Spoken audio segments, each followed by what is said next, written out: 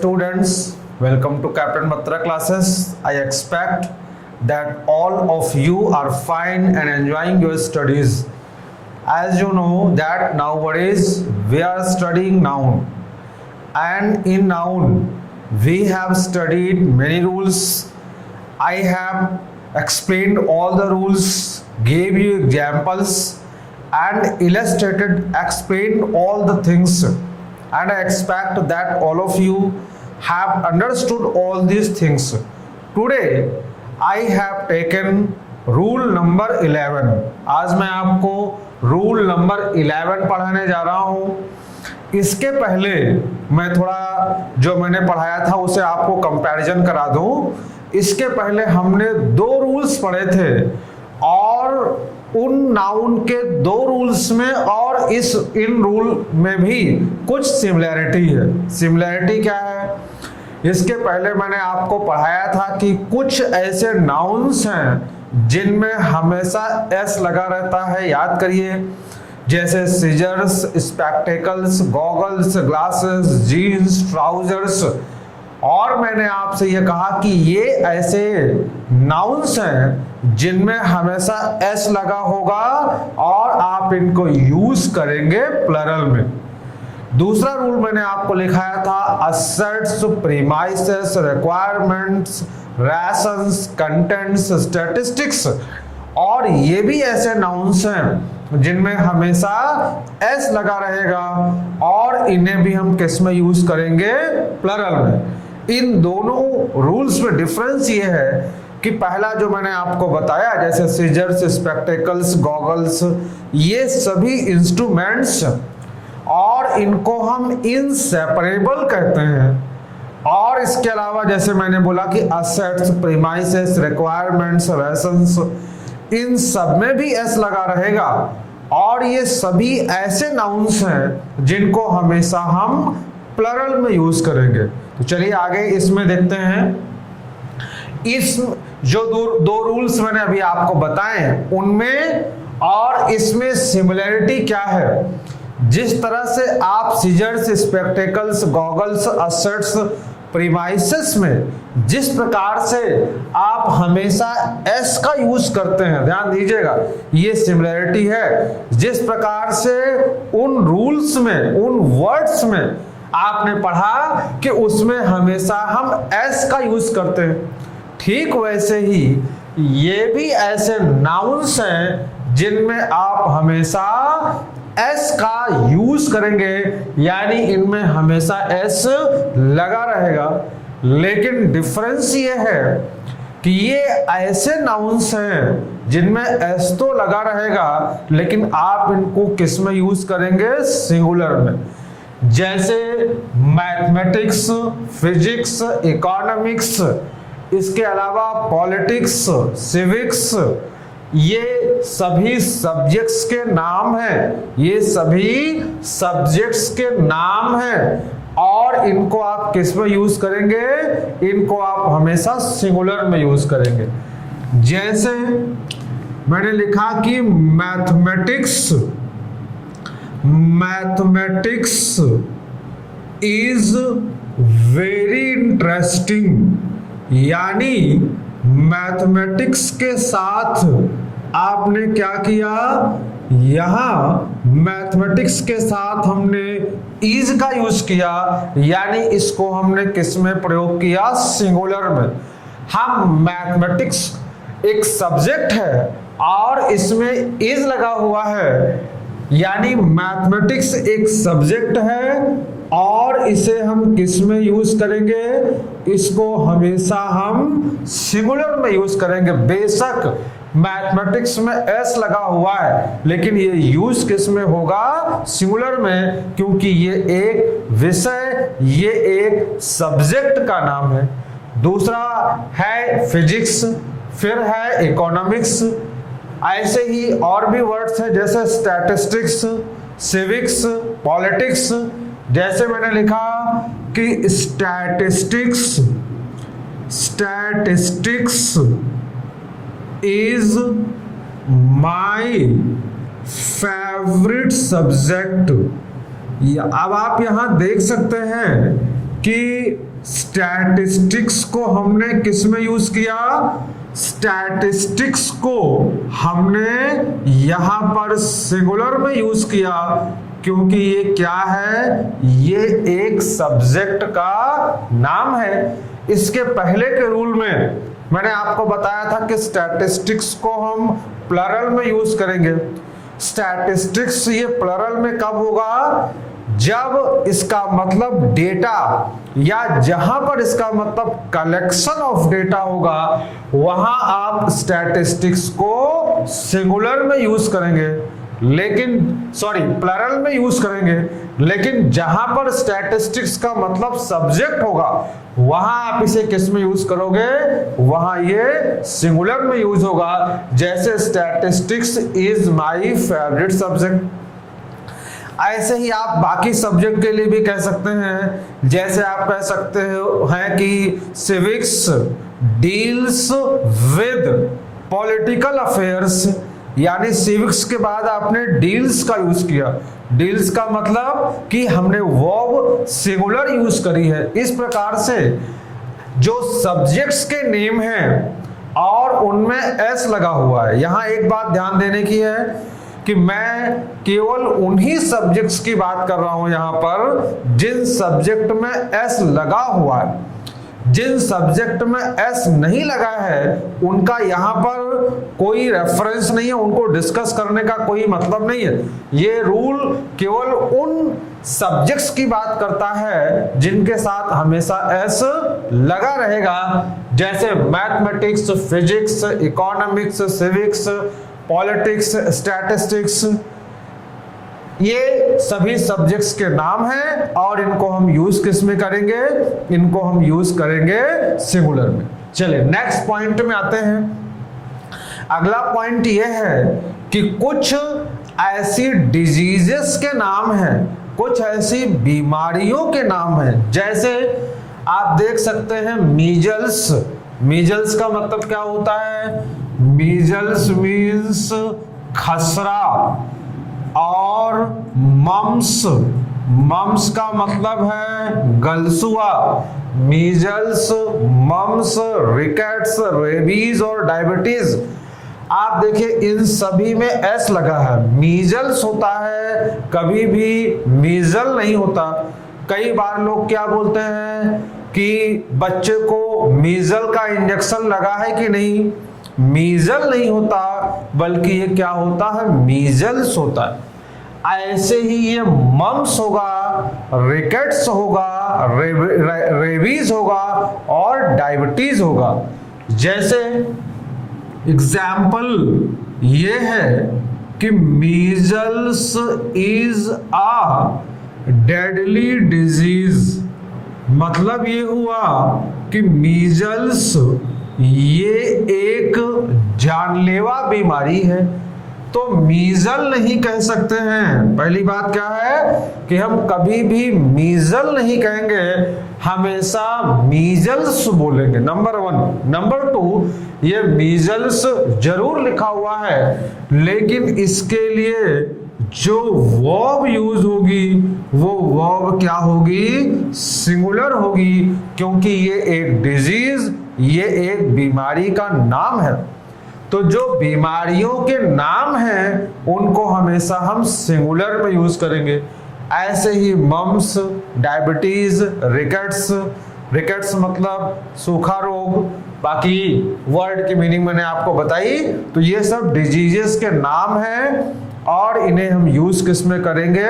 Singular में। चलिए next point ये है कि कुछ ऐसे और भी वर्ड्स हैं, जैसे news, innings, series, athletics, gymnastics. अब आप देखिए न्यूज में हमेशा ये एस लगा हुआ है, इनिंग्स में हमेशा एस लगा हुआ है, सीरीज में एस लगा हुआ है। ऐसे ही हम बोलते हैं एथलेटिक्स और जिम्नास्टिक्स। लेकिन कई बार लोग एथलेटिक और जिम्नास्टिक बोलते हैं। इंग्लिश ग्रामर के अकॉर्डिंग ये गलत है। आप जिम्नास्टिक नहीं बोल सकते, आप ये नहीं कह सकते कि वो जिम्नास्टिक का बड़ा अच्छा खिलाड़ी है। आपको कहना होगा कि वो जिम्नास्टिक्स का अच्छा खिलाड़ी है, ना कि जिम्नास्टिक का खिलाड़ी है, क्योंकि इंग्लिश लैंग्वेज में जो गेम्स हैं वो जिम्नास्टिक्स होता है, ना कि जिम्नास्टिक होता है। फिलहाल तो ये न्यूज का एग्जांपल मैं लेता हूं। जैसे मैंने लिखा कि दिस न्यूज इज फॉल्स। अब आप यहां देख सकते हैं कि न्यूज के साथ ये इज लिखा हुआ है, यानी न्यूज के साथ जो वर्ब आई है वो क्या है, सिंगुलर है। और एग्जामिनेशन में क्या होता है, एग्जामिनेशन में इसका उल्टा होता है। जैसे दिस न्यूज आर फॉल्स। कई बार तो ये क्वेश्चन भी आपको देखने को मिल सकता है कि दीज न्यूज आर फॉल्स। अब आप ये ध्यान रखेंगे कि ना तो न्यूज के पहले आप दीज का यूज कर सकते हैं, क्योंकि दीज कहां पर आता है, दीज का यूज हम प्लरल नाउन के पहले करते हैं, और ना ही आप इसके लिए प्लरल वर्ब का यूज कर सकते हैं, क्योंकि जो न्यूज है ये हमेशा सिंगुलर में यूज होता है। तो आप क्या कहेंगे, दिस न्यूज इज फॉल्स, ना कि दीज न्यूज आर फॉल्स। यानी न्यूज को हमेशा हम सिंगुलर में यूज करेंगे, प्लरल में नहीं। और हम दोनों ही बातें ध्यान रखेंगे कि न्यूज में हमेशा एस भी होगा और इसे यूज किस में करेंगे, सिंगुलर में। अगला पॉइंट लेते हैं।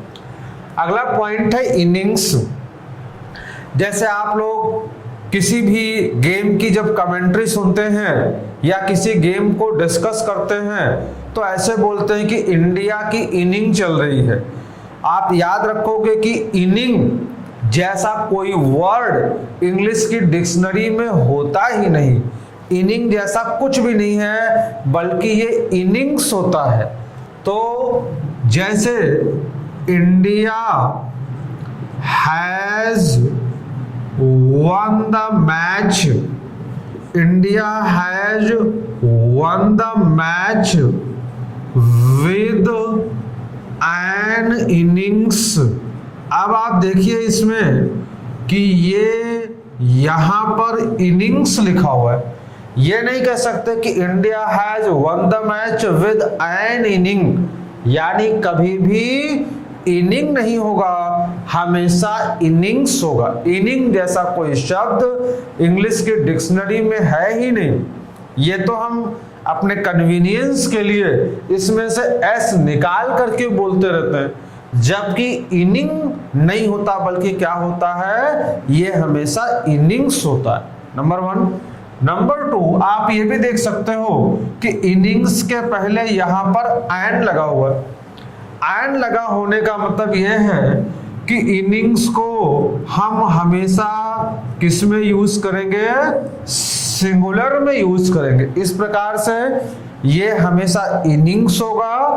और इसके लिए अगर हमें वर्ब लेनी हो तो हम किसका प्रयोग करेंगे, हमेशा सिंगुलर वर्ब का यूज करेंगे। नेक्स्ट, अगला है सीरीज। जैसे अगर मैं ये कहूं कि there is a series between India, Bangladesh and Sri Lanka, तो आप देखिए there is a series, there is a series, यानी सीरीज के पहले हमने क्या किया, आर्टिकल ए का यूज किया, और उसके लिए जो वर्ब ली वो इज का यूज किया। देयर इज अ सीरीज, यानी वर्ब सिंगुलर, और उसके पहले हमने आर्टिकल ए का यूज किया। मीन्स टू से हम सीरीज का यूज हमेशा सिंगुलर में यूज करेंगे। आइए एक और एग्जांपल देखते हैं। जैसे अ सीरीज, ध्यान दीजिएगा, अ series of lectures was delivered, a series of lectures was delivered। अब इस सेंटेंस में आप देखिए कि दो बातें आपको समझनी है। जैसे यहां पर ये लेक्चर्स लगा हुआ है, और अगर मुझे इसी क्वेश्चन को एग्जामिनेशन का क्वेश्चन बनाना हो तो जहां पर वॉज लिखा है यहां हमने ये वर लिख दिया, और अ series of lectures were delivered. अब आप ये सोचोगे कि जब ये यहां पर लेक्चर्स लिखा है तो सही तो है कि यहां पर हम वर का यूज करेंगे, क्योंकि भाई जब यहां ये प्लरल लिखा है तो उसके अकॉर्डिंग हम वर का यूज करेंगे, जबकि ऐसा है नहीं। इसके पहले भी हम लोग ये बात डिस्कस कर चुके हैं, ध्यान दीजिए, रिवाइज कर रहा हूं। अगर हमने कहीं पर प्रीपोजिशन ऑफ का यूज किया हो तो प्रीपोजिशन ऑफ के पहले जो भी नाउन या प्रोनाउन आएगा हमेशा वही वर्ब का सब्जेक्ट बनेगा। जैसे यहां पर ऑफ के पहले सीरीज आया हुआ है तो जो वर्ब होगी वो हमेशा सीरीज के अकॉर्डिंग होगी, ना कि वो ऑफ के बाद जो नाउन आया हुआ है उसके अकॉर्डिंग होगी। मीन्स टू से अ series of lectures was delivered होगा, ना कि अ series of lectures were delivered होगा, क्योंकि सब्जेक्ट क्या है, सीरीज। और जैसा हम लोग डिस्कस कर रहे हैं कि सीरीज हमेशा यूज किस में होता है, सीरीज हमेशा सिंगुलर में यूज होता है, तो सीरीज के अकॉर्डिंग हो जाएगा कि अ series of lectures was delivered. कभी भी आप ये कंफ्यूज नहीं होंगे कि यहां पर ये लेक्चर्स लिखा हुआ है तो हम इसको क्या लिखें, प्लरल लिखें, वॉज लिखें कि वर लिखें। मैं इसका एक एग्जांपल आपको और दिखाता हूं। जैसे अगर मैं ये कहूं कि one of the students is absent, one of the student is absent। तो अब आप यहां देखो, यहां पर स्टूडेंट्स लिखा हुआ है, लेकिन यहां जो वर्ब आपने लिखी है वो सिंगुलर है। वर्ब सिंगुलर क्यों है? क्योंकि आपका जो सब्जेक्ट है, सब्जेक्ट कौन है? सब्जेक्ट यहां पर वन है, जो कि प्रीपोजिशन ऑफ के पहले आया हुआ है। जैसा मैंने आपको बताया कि अगर कहीं पर प्रीपोजिशन ऑफ आया हो और उसके पहले जो भी नाउन या प्रोनाउन होगा वर्ब हमेशा उसके अकॉर्डिंग होती है। तो यहां पर प्रीपोजिशन ऑफ आया है और उसके पहले वन आया है, इसलिए आप यहां पर लिखेंगे कि one of the students is, यानी जो वर्ब होगी ये सिंगुलर होगी। One of the students is absent आप लिखेंगे। मान लीजिए कहीं पर दो प्रीपोजिशन आ जाए, जैसे हमने ये लिखा कि one of the students of my class. अगर दो प्रीपोजिशन आ जाते हैं तो जो सबसे पहला वाला प्रीपोजिशन होगा उसके पहले जो नाउन या प्रोनाउन आया होगा वर्ब हमेशा उसके अकॉर्डिंग होगी। तो यहां पर वन के अकॉर्डिंग हम क्या करेंगे? One of the students is absent लिखेंगे। तो ठीक ऐसे ही a series of lectures was delivered होगा। और जो बात मैं आपको बता रहा हूं कि अगर हमने कहीं पर सीरीज का यूज किया होगा तो पहले तो दो एक और बात ध्यान देनी है कि सीरीज में हमेशा एस लगा होगा, और दूसरा यह है कि इसके लिए जो वर्ब यूज होगी वो हमेशा सिंगुलर आएगी। तो अ series of lectures was delivered. बाकी मैंने आपको बताया कि जिम्नास्टिक्स, एथलेटिक्स ये सब गेम्स के कलेक्शन है, गेम्स के नेम है, और ये गेम्स हैं और इनमें एस लगा हुआ है, लेकिन ये यूज होते हैं हमेशा सिंगुलर में। तो मैंने आपको ये बताया कि कुछ ऐसे नाउन्स हैं जिनमें हमेशा एस लगा रहता है, उनमें आपको हमेशा एस लगा करके ही बोलना है, लिखना है। दूसरा ये कि इनके साथ जो वर्ब यूज होगी वो सिंगुलर होगी। चलिए थोड़ा और आगे बढ़ते हैं। कुछ ऐसे बुक्स के टाइटल हैं, किताबों के जो नेम्स होते हैं वो हो सकता है कि प्लरल हो, लेकिन आप ध्यान रखेंगे कि इनको हम यूज किस में करेंगे, इनको हम यूज करेंगे सिंगुलर में। जैसे अरेबियन नाइट्स, अरेबियन नाइट्स। अब आप देख सकते हैं, हालांकि नाइट्स में हम के से स्टार्ट करते हैं, लेकिन आजकल ये फैशन है कि के नहीं बोलते हैं, नाइट्स का मतलब है योद्धाओं की बात हो रही है। और अरेबियन नाइट्स ये एक किताब का नाम है, किताब का टाइटल है। तो Arabian Nights is very popular in England. Arabian Nights is very popular in England. अब आप देखिए अरेबियन नाइट्स, देखने में भी आपको ये प्लरल समझ में आ रहा है, और वाकई ये है भी प्लरल, लेकिन ये एक बुक का टाइटल है, ये एक किताब का नाम है। तो जब ये बुक का टाइटल है तो इसके लिए जो वर्ब यूज हो रही है वो क्या होगी, that will be singular. Arabian Nights is very popular, यानी अरेबियन नाइट्स के साथ आपने इज का यूज किया क्योंकि ये किताब का नाम है। ऐसे और भी बुक्स के नाम हैं, जैसे एक है गुलिवर्स, गुलिवर्स ट्रैवल्स।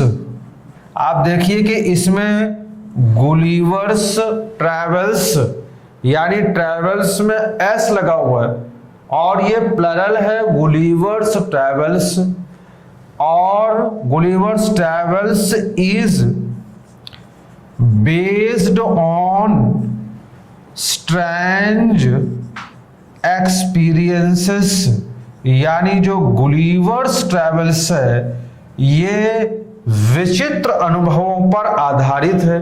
तो ये लिखा तो गुलिवर्स ट्रैवल्स है, लेकिन जो वर्ब इसमें यूज हो रही है वो क्या है, वो वर्ब आपकी सिंगुलर है।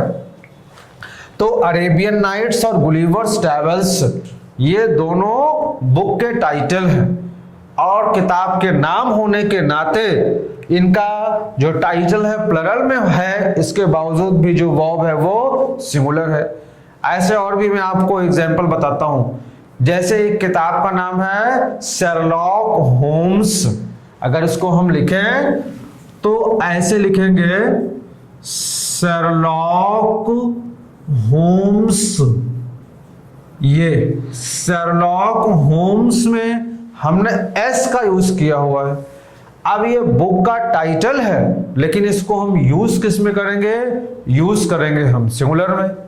तो ऐसे जितने ही बुक्स के टाइटल हों, भले ही उनमें एस लगा हो, लेकिन आप उनको यूज हमेशा और हमेशा सिंगुलर में करेंगे। चलिए नेक्स्ट पॉइंट में आते हैं। अगला पॉइंट ये है समन्स।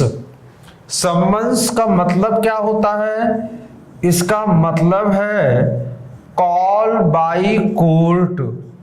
कोर्ट जब किसी को बुलाती है तो हमेशा वो समन्स भेजती है, लेकिन आपने देखा होगा कि लोग ये कहते हैं कि भाई फलाने का सम्मन आया हुआ है, कभी भी ये नहीं बोलते हैं कि समन्स आया हुआ है, हमेशा क्या कहते हैं कि उनका सम्मन आया हुआ है।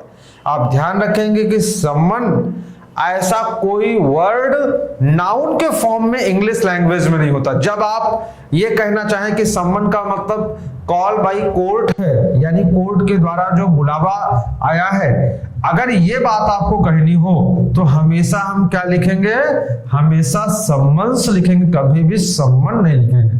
मैं ये नहीं कह रहा हूं कि सम्मन कोई वर्ड ही नहीं होता, सम्मन वर्ड होता है, लेकिन जहां पर सम्मन का मतलब वर्ब के फॉर्म में है वहां आप इसको यूज करेंगे। अभी हम लोग इसको डिस्कस करते हैं। पहले ये देखते हैं कि समन्स का मतलब है कॉल बाई कोर्ट। जैसे एग्जाम्पल है कि द